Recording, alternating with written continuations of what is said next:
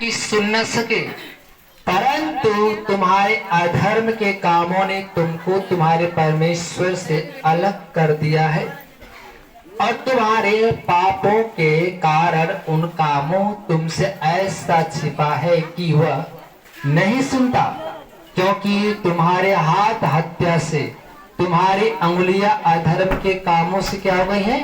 अपवित्र हो गई हैं। तुम्हारे मुंह से तो झूठ और तुम्हारी जीभ से कुटिल बातें निकलती है। कोई धर्म के साथ नालिश नहीं करता, न कोई सच्चाई से मुकदमा लड़ता है। हालेलुया। वे मिथ्या पे भरोसा रखते हैं और झूठी बातें बकते हैं। उनको मानो उत्पात का गर्व रहता है, हमेशा वो उपद्रव सोचते रहते हैं और वे अनर्थ को जन्म देते हैं। सापिन के अंडे सेते हैं, मकड़ी के जाले बनाते हैं। जो कोई इसके अंडे खाता हो क्या हो जाएगा? मर जाएगा। हालेलुया। जो कोई इसके अंडे खाता हो मर जाएगा, और जब कोई एक को फोड़ता है तो वह सपोला निकलता है। हालेलुया। उनके जाले कपड़े से काम नहीं देंगे, वे अपने कामों से अपने को कभी ढाक न सकेंगे, क्योंकि उनके काम अनर्थ के ही होते हैं और उनके हाथों से उपद्रव का काम होता है। वो बुराई करने को दौड़ते हैं, निर्दोष की हत्या करने में तत्पर रहते हैं। उनकी युक्तियां व्यर्थ, उजाड़ और विनाश की है।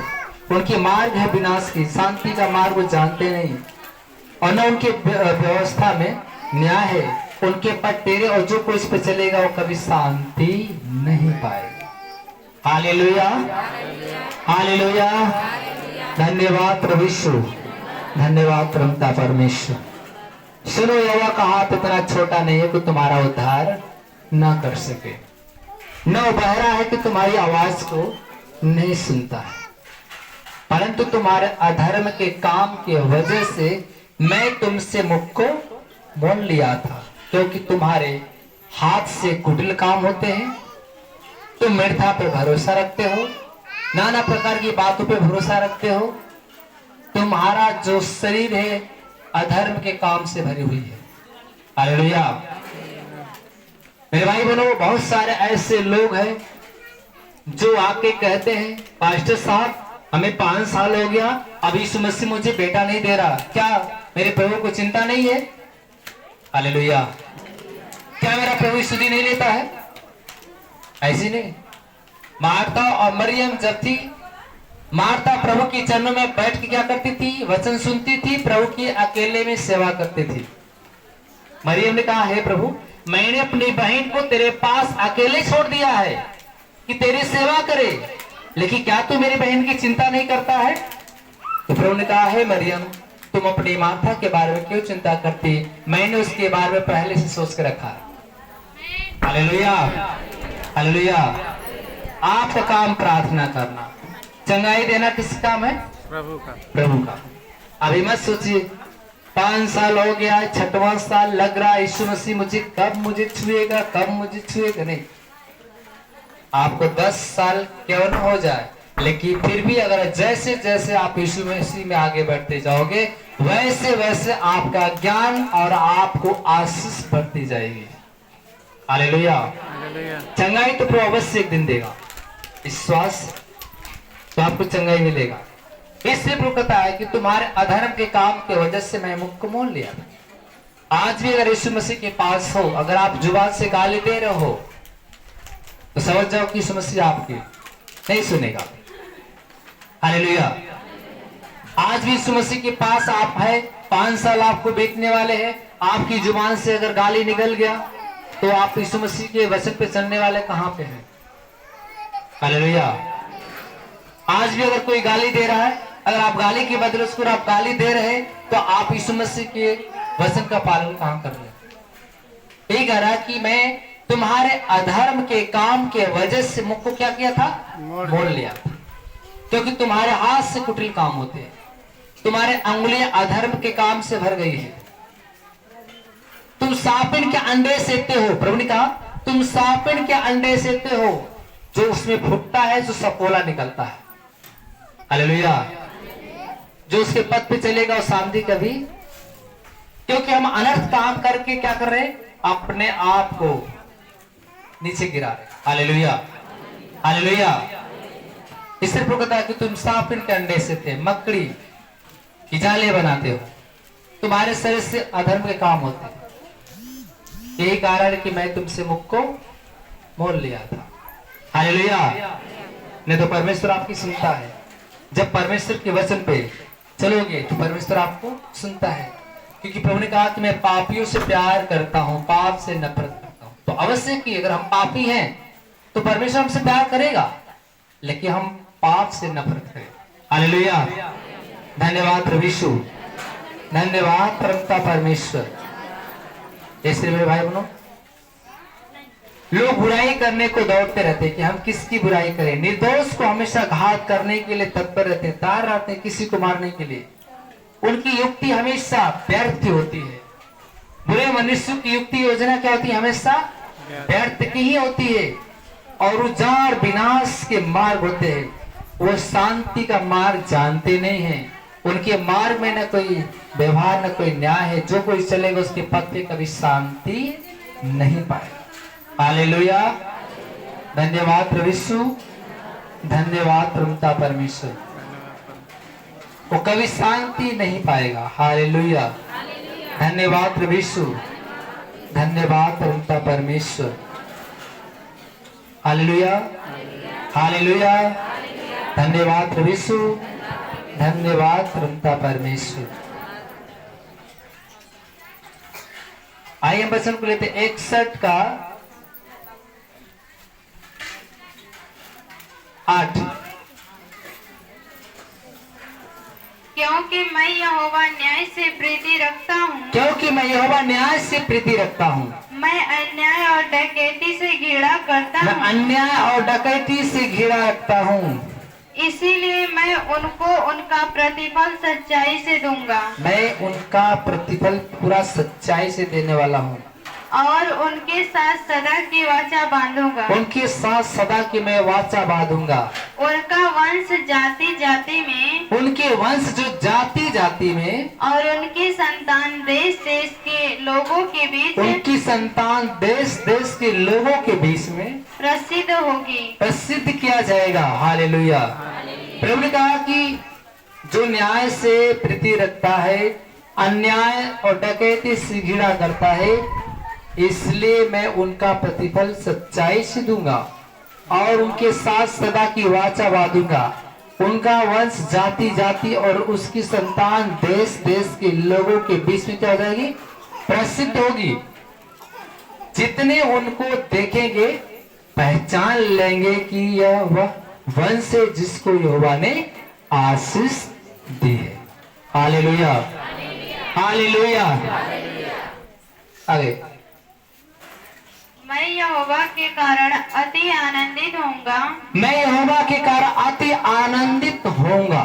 मेरा प्राण परमेश्वर के कारण मगन रहेगा, मेरा प्राण परमेश्वर के कारण हमेशा आनंदित और मगन रहेगा, क्योंकि उसने मुझे उद्धार के वस्त्र पहनाए, उसने मुझे उद्धार के वस्त्र पहनाए हैं, और धर्म की चादर ऐसे उड़ा दी है, धर्म की चादर हमें ऐसे उड़ा दिया है, जैसे दूल्हा फूलों की माला से, जैसे दूल्हा फूलों की माला से अपने को सजाता है, और दुल्हन अपने गहनों से अपना श्रृंगार करती है, दुल्हन अपने गहनों से अपने को श्रृंगार को करती है, क्योंकि जैसे भूमि अपनी उपज को उगाती है, जैसे भूमि अपने उपज को उगाती है, और बारी में जो कुछ बोया जाता है, जो उसके बाग में बगीचे में बोया जाता है, उसको वह उपजाती है, उसको वो पैदा करती है, मतलब उपजाती है, वैसे ही प्रभु यहोवा वैसे ही प्रभु आप लोगों को सब जातियों के सामने सारे जातियों के सामने धार्मिकता और धन्यवाद को बढ़ाएगा, धार्मिकता और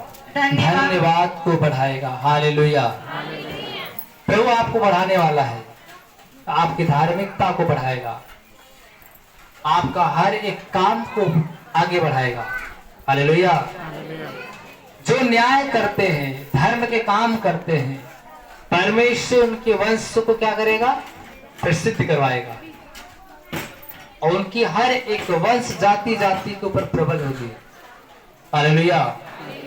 प्रभु कहता मैं तुम्हारी धार्मिकता को बढ़ा दूंगा, जैसे फसल खेत में लहराती है, दुल्हा फूल से सस्ता है, दुल्हन गहनों से सस्ती है, वैसे प्रभु कहता कि मैं भी तुम्हारे धार्मिकता को वैसे ही बढ़ा दूंगा, वैसे ही मैं तुम्हारी धार्मिकता को बढ़ा दूंगा और धन्यवाद को बढ़ाऊंगा। हालेलुया, धन्यवाद प्रभु यीशु, धन्यवाद प्रभु यीशु, धन्यवाद परमपिता परमेश्वर।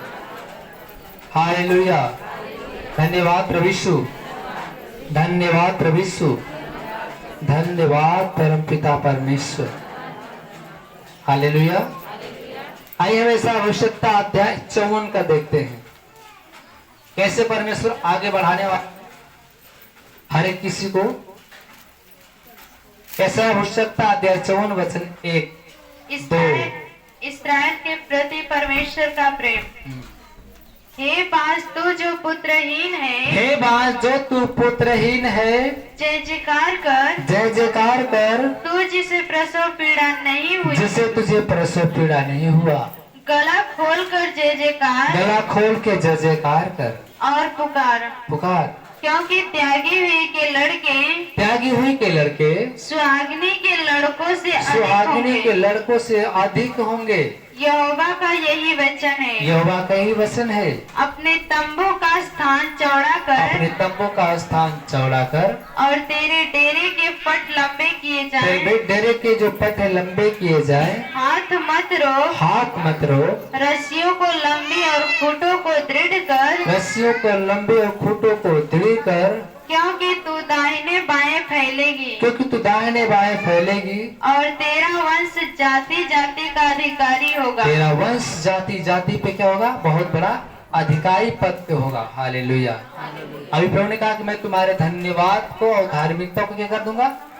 बढ़ा दूंगा। और यहाँ पर कह रहा है कि मैं तेरे जाति जाति को, तेरे धर्म को क्या करूंगा? बढ़ा दूंगा।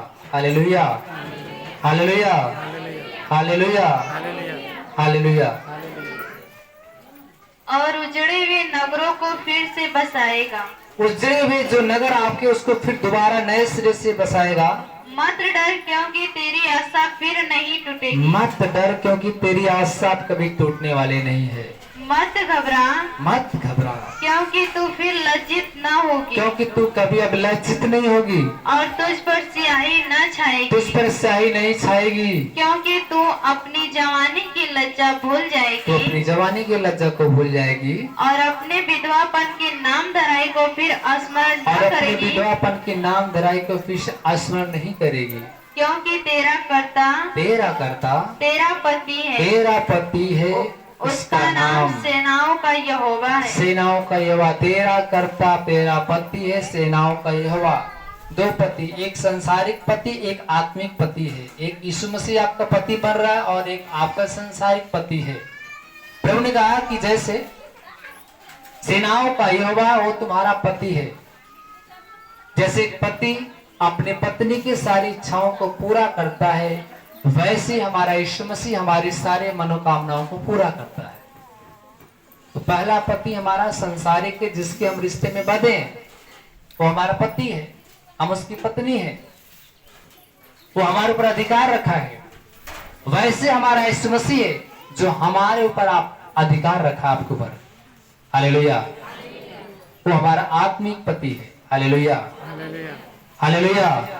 वही कहता है, क्योंकि तेरा कर्ता तेरा पति है, उसका नाम सेनाओं का यहोवा, जो इस्राएल का पवित्र तेरा छुड़ाने वाला है, वह सारी पृथ्वी का क्या है? परमेश्वर कहलाएगा। क्योंकि यहोवा ने तुझे ऐसे बुलाया है मानो तू छोड़ी हुई और मन की दुखिया और जवानी की त्यागी हुई स्त्री हो। तेरे परमेश्वर का यही वचन है। क्षण भर ही के लिए मैंने तुझे छोड़ दिया था, परंतु अब बड़ी दया करके मैं तुझे रख लूंगा। Hallelujah, hallelujah. क्रोध के आवेग में आकर मैंने पल भर के लिए तुझे मुंह छिपाया था। क्रोध के आवेग में आकर मैं पल भर के लिए तुझसे क्या किया था? मुंह छिपाया था। जैसे कभी लोग होते हैं, परमेश्वर कहता है कि मैं क्रोध में आ जाता हूं, इसके बाद मैं थोड़े पल के लिए तुझे मैं देश दर्शन देना बंद कर देता हूँ। लेकिन फिर वो प्रभु करुणा और अति दया में परमेश्वर झट हमें करुणा करता है। हालेलुया। क्योंकि वो परमेश्वर झट क्रोध करने वाला और तुरंत करुणा करने वाला भी परमेश्वर है। हालेलुया। बाइबल बताती है कि क्रोध के आवेग में आकर मैंने तुझे पल भर के लिए क्या किया था, छोड़ दिया था। Hallelujah, hallelujah. परंतु अब अनंत करुणा से मैं तुझ पर दया करूंगा। अब तुझी पे मैं दया करूंगा, अब करुणा करूंगा और तुझ पे दया करूंगा। हालेलुया।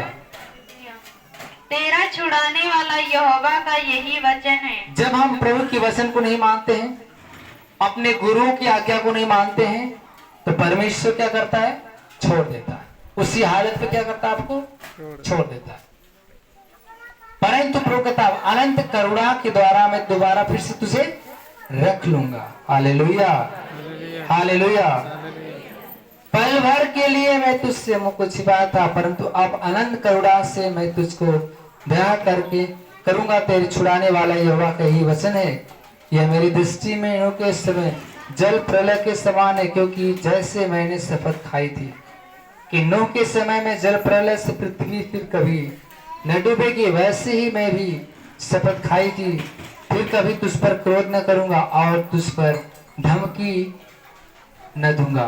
चाहे पहाड़ हट जाए, पहाड़ियां टल जाए, तो भी मेरी करुणा तुझ पर से कभी न हटेगी और मेरी शांतिदायक वाचा न टलेगा।